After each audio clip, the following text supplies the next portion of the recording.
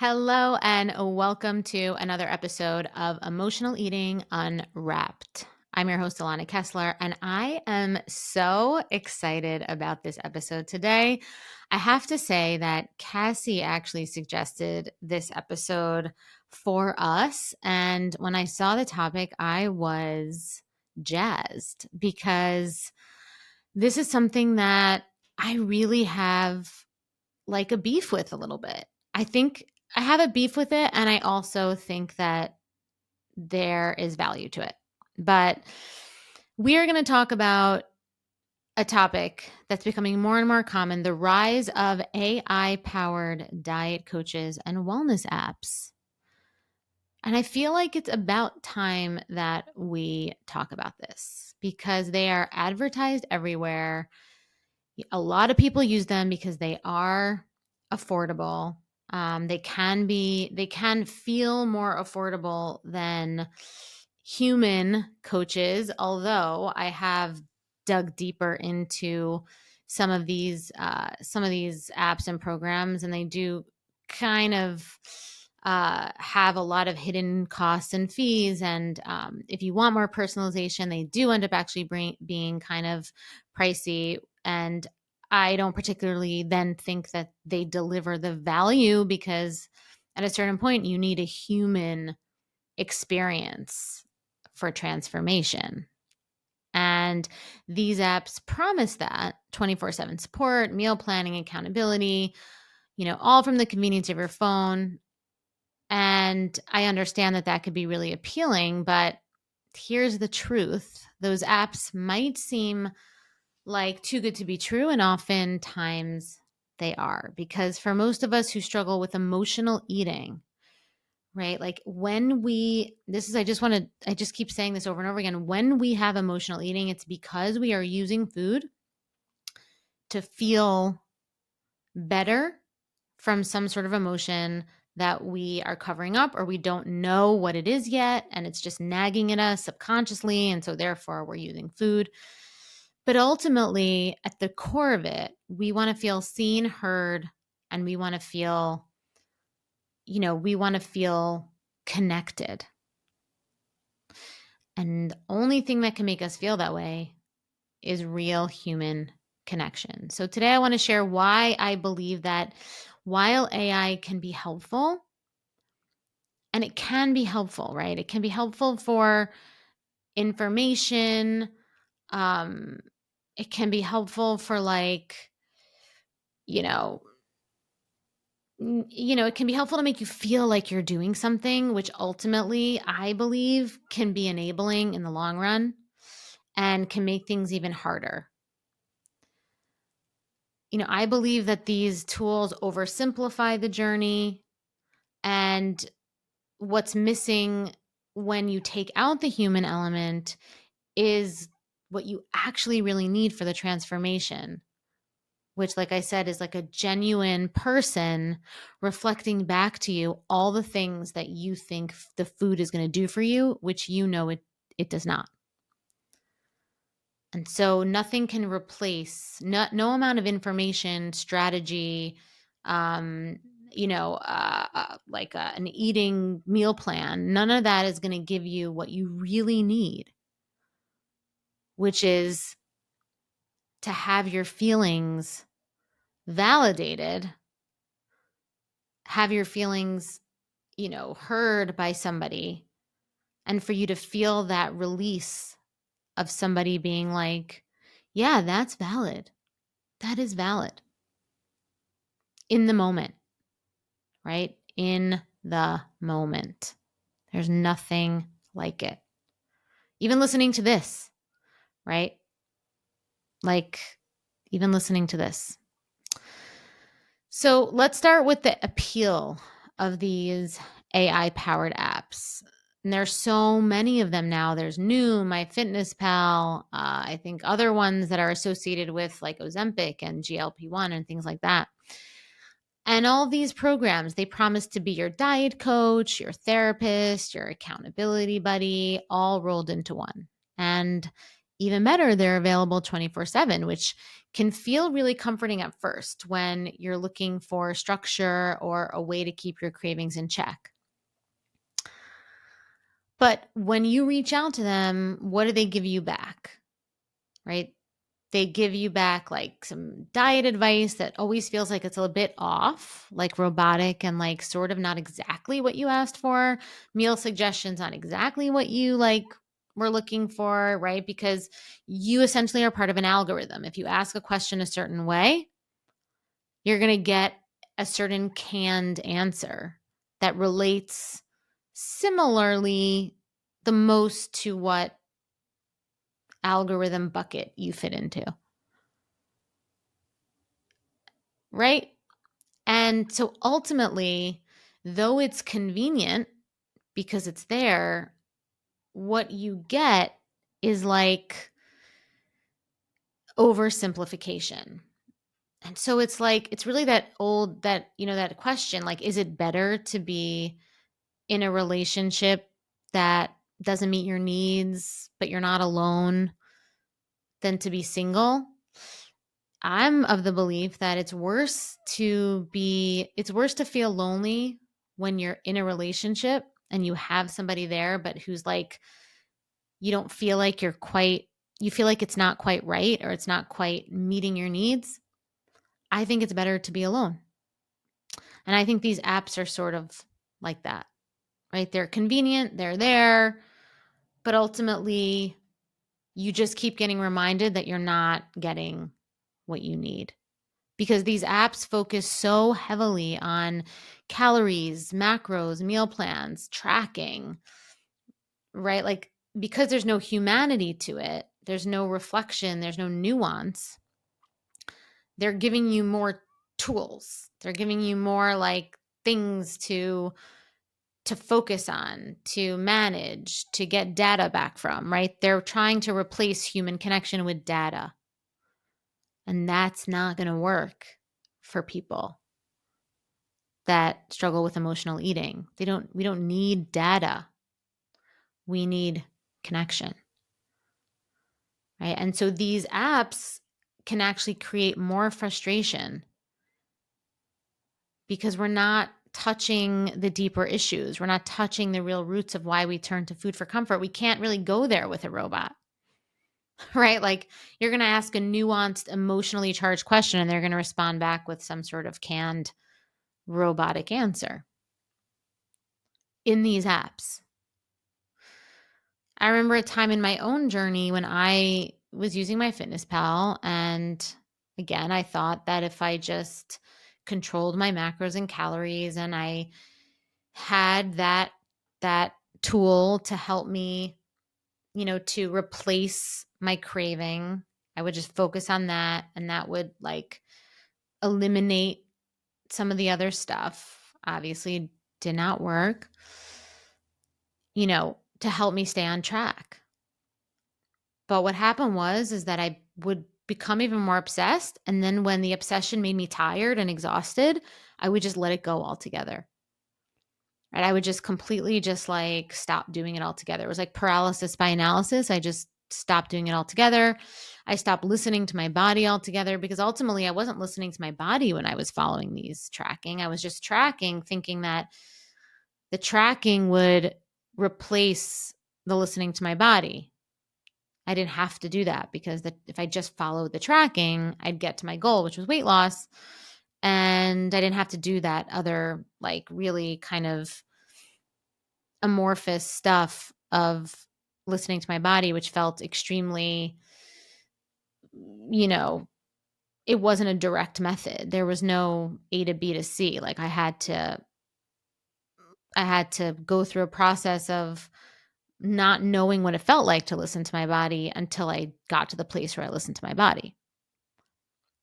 And I knew what it felt like, right? There's a learning curve that I wasn't prepared yet to do until I was.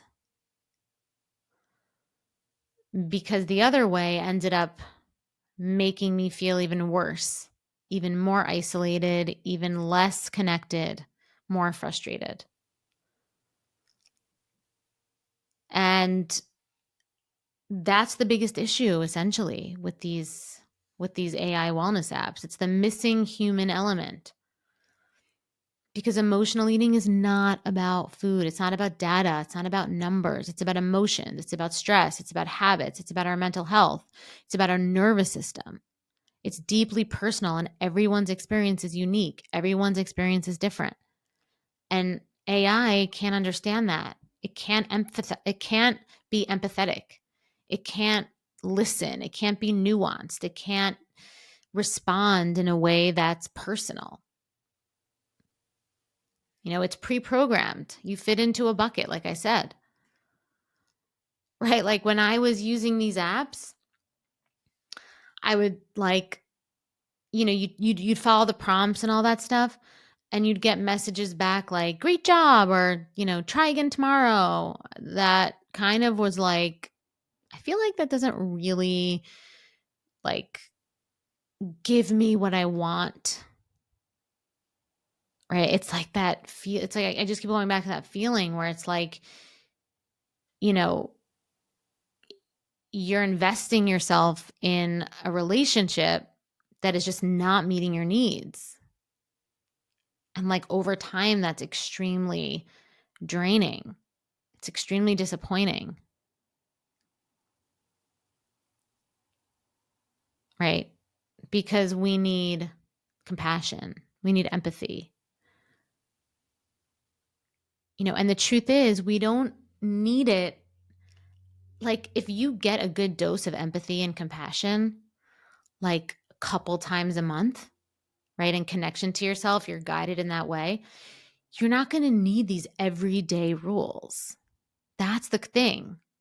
You don't need these like consistent, like things every day keeping you quote unquote on track when you get like, a dose a couple of times a month of like true compassion, true guidance that's nuanced for you, helps you in your unique way. Right? I mean, that's what we really need. And these apps, like I said, their value prop is data. Right? They ask you questions that that signify or that assume that they're going to be able to answer you with empathy and compassion, but they can't. So they give you back like random robotic answers and calorie counts and rigid rules. But as I've mentioned before in other episodes, rigid rules are going to make emotional eaters rebel. Like 100% of the time. And if you're an emotional eater, you know this. You have done this already, right? You have already tried this and it has already not worked for you, right? You rebel into binging, guilt, shame, all of that stuff again. And when you tell the app, right, all the app says is, get back on track, right? You'll get back on track. That's what happened to me. You'll get back on track, right? Because when I was doing this, I think it was like the beginning of these apps. And also I've heard about it from my clients, right? Like my clients and students in my mentorship will come to me with examples of how these apps spoke to them.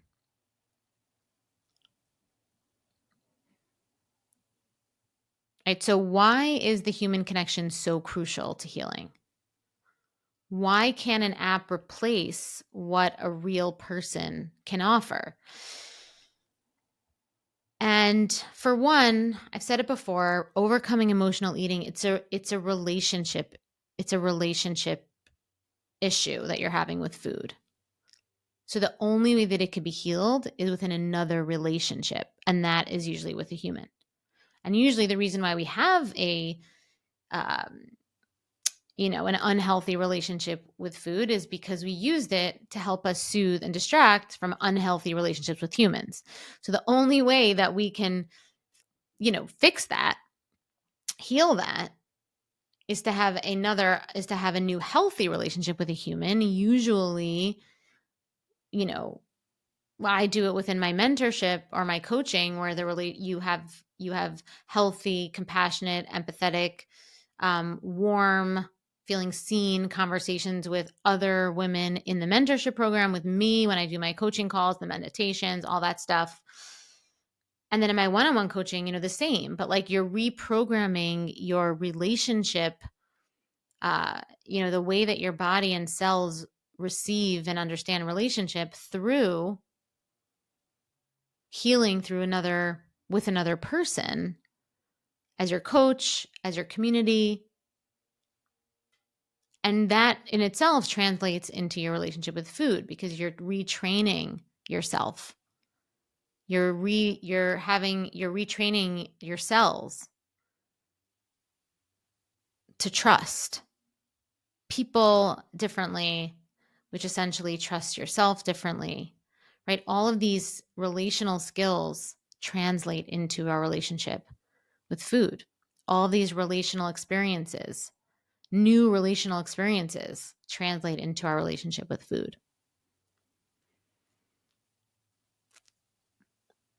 Right. And I remember when I finally started just getting out of my isolation and opening myself up to getting support from coaches, from communities, from, like I've mentioned many times, there were a lot of different communities because there was no one program, the one that is similar to what I do now, to kind of bring it all together. I had many different communities and like modalities that I had to basically connect to. But when I finally did that, it helped me understand myself. And it felt like a weight was lifted and my nervous system relaxed through that feeling of connectivity with other people. And instead of feeling like I was alone or in isolation doing this, or instead of getting some sort of like weird robotic encouragement, which started to feel more like that relationship that doesn't meet your needs, that's just kind of there and now becomes a nuisance. Instead of that, I had felt seen for the first time. I could actually explore why I was eating, not just what I was eating. And that was completely life-changing for me. Right? Like, why was I eating? Right? Let me swim in those waters. Right? An AI wellness app is never going to be able to sit with you in your pain, your struggles, or offer you real compassionate understanding that you need in order to reprogram the way that your nervous system, your cells, your brain, your heart, and your body respond to food and eating. Right? It won't be able to notice patterns, won't be able to pick up on, body signals, cues. It won't be able to, track how your non-food context of your life is impacting your eating. Right? Healing emotional eating is about so much more than just tracking macros, tracking calories, following a meal plan. It's about trusting and building trust. And that is a training that requires real human connection.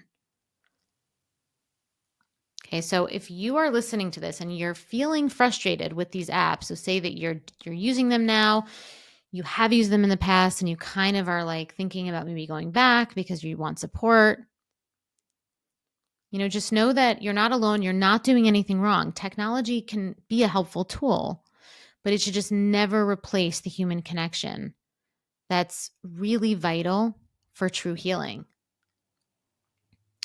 And so, instead of relying on solely on an app or solely on a plan, look for support that offers genuine empathy, genuine understanding, the ability to adapt, to you and with you, that provides, those nuanced emotional skills, emotional trainings, right? Healing is not a one-size-fits-all solution,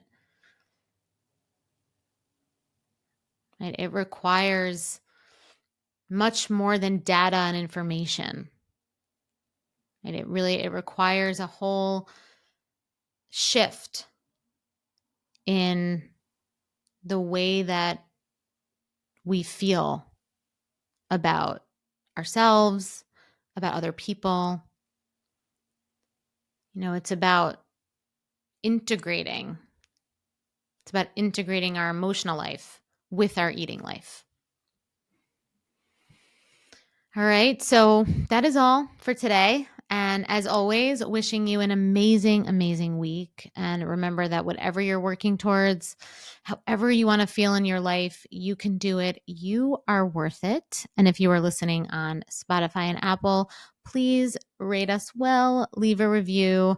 And if you're listening and watching on YouTube, please like, subscribe, and comment. And until next time, I'm Alana, and thank you for listening to Emotional Eating Unwrapped.